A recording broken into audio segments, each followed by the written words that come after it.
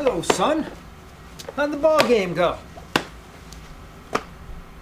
We won, 57-43. 57-43? You scored 57 runs? No, we had 43. So how is it you won? Well, it was pretty obvious nobody could get anybody out. So we just decided to bat through the rotation every inning, and then the first one to 67 wins. And nobody got to 67. But the other team still had more runs than you. That's just how it works in our league, Dad. Funny league. So you gave up 57 runs. Who pitched? The face of the franchise. Hey, I got a hit, Dad. Came up with nobody on base in the first inning and got a single. I came up again in the ninth with the bases loaded and I struck out. Your team doesn't need better hitting, son. It needs a better pitcher. But he's the face of the franchise, Dad. Looks like you paid a high price. Maybe. But he's mean, Dad. And he says he's got meaner buddies that'll beat us up and take our lunch money if we try to kick him off the team. Son, it's time to do the right thing. It's time to stand up to the bully and vote your conscience for Record Journal Athlete of the Week.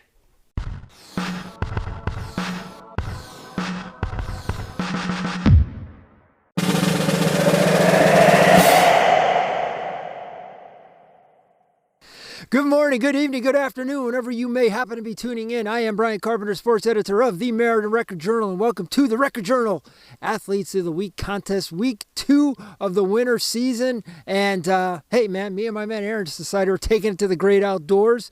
We had hoped to shoot this show at sunset, but due to technical difficulties, the sun went down too fast on us. Aaron, we gotta contact the sun next time we want to do an outdoor shot.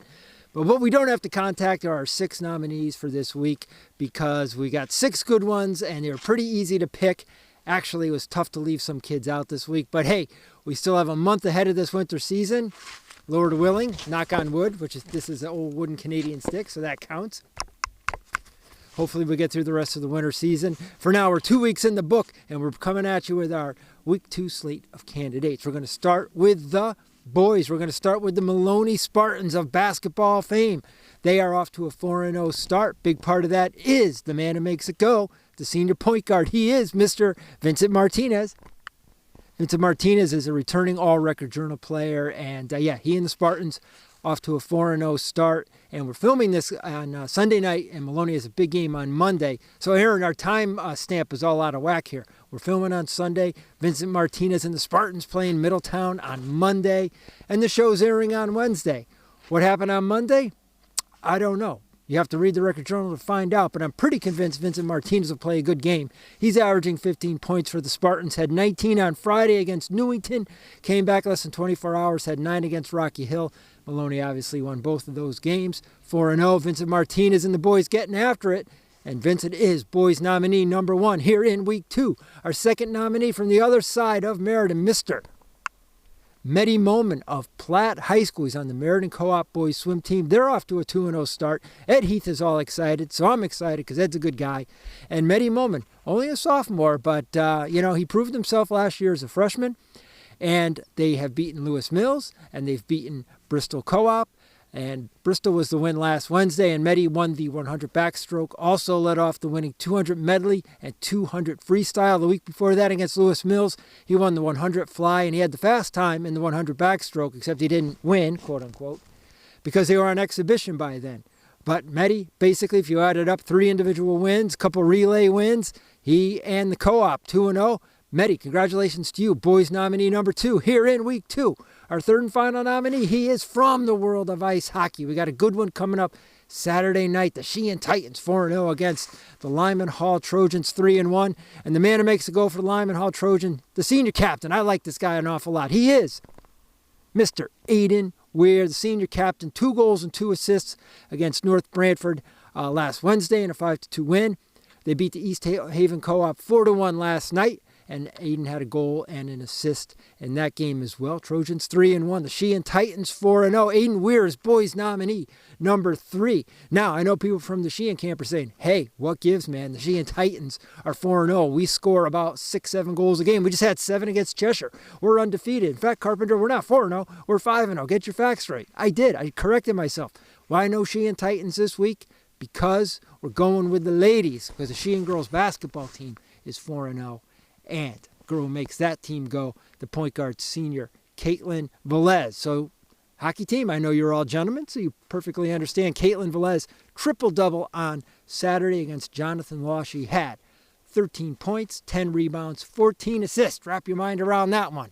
I'm trying really hard because mine's getting a little cold, but I know Caitlyn had 14 assists, and that's an awful lot of assists. She and the Titans, 4-0 going into Monday night's rivalry game against Lyman Hall. Caitlyn, All-RJ player, good to have you back as an Athlete of the Week. Girls nominee number 1 here in Week 2, our second nominee. She hails from Cheshire. She is Miss Grace Lurs, basketball player, junior guard. Her first game on Wednesday, came out of quarantine. She comes out, hits the floor, career high 19 points against Guilford. The Rams win 46-40, and that gets first-year coach Angelica Areola, former assistant at Sheehan, her first head coaching win as varsity coach. Grace Lure big part of that. She also had 14 against Shelton on Saturday. Grace, you're on our radar screen, and you're right here as girls nominee number 2 in Week 2. Our third and final nominee, we're going over to Southington. Yes, we had a Southington player last week. We did. We have another one because they had a big win on Saturday against Bristol Eastern. Bristol Eastern was undefeated, and the Blue Knights, they trounced them, man. 20-point game, 65-45. Leading the way for Southington, as she usually does, is the point guard, Miss Livy Pizzatola, All-RJ player. She had a team-high 16 against Eastern. And, game in and game out, she's there. She's averaging 11.3 points, 5.3 assists, and 3.3 steals. Livy, good to see you having another good season. And I just got to say, Aaron, I'm sure people have noticed, we had another Sheehan girls basketball player this week and another Southington girls basketball player this week. That's 2 weeks in a row. And I'm just saying, putting it out there, the challenge out to the Lyman Hall girls are getting back out there on Monday night. And the Meriden teams, hey, I don't want to have a Southington and Sheehan girl here. You guys got to get after it. Get your faces out here as well. For now, those are our nominees. 6 in the books for Week 2. Voting opens Wednesday night. It runs through Sunday. We'll bring you the winners next week and a fresh slate of candidates. Until then, I am Brian Carpenter, sports editor of the Meriden Record-Journal. My best as always to my friend Aaron, who is shivering like you wouldn't believe behind the camera right now. My man Shawnee Krofsik, Ron Buck, my man Brendan O'Sullivan, the Frenchman from Quinnipiac. Good to have him aboard as an intern for this season. Hey, been good talking to you. Please vote. Please keep reading the Record-Journal. Be good.